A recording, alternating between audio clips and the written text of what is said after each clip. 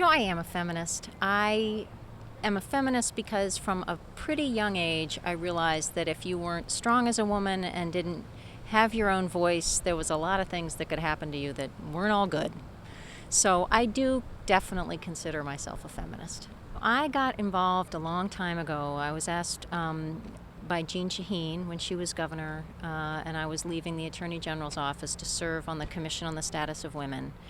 And, I'd been the victim of a violent sexual assault as a child, and so I'd always really wanted to make sure that there was access to justice, there was strength. Women were perceived as strong participants in society, in politics, in law enforcement, in just what makes things tick.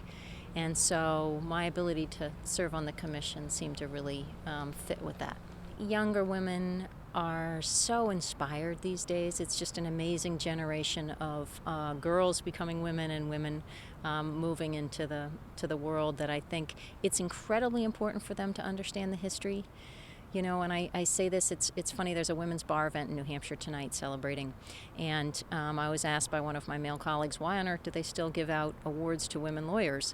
You're just a lawyer, you're a good lawyer, it doesn't matter that you're a woman. And I say, well, it was about 30 years ago that the first 100 women were even admitted to the New Hampshire bar. It's just not that long ago.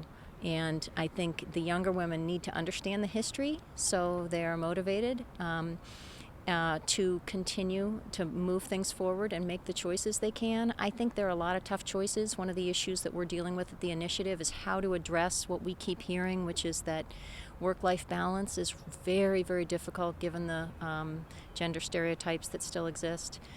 Work-life balance is difficult for anybody, but when you're also making decisions based on what you are perceived to need to be doing as opposed to what you're good at doing, it's very difficult. I think there's also a real issue with access to powerful positions in corporate governance and in political governance, and I think the younger women might turn that into goals and aspirations as opposed to glass ceilings.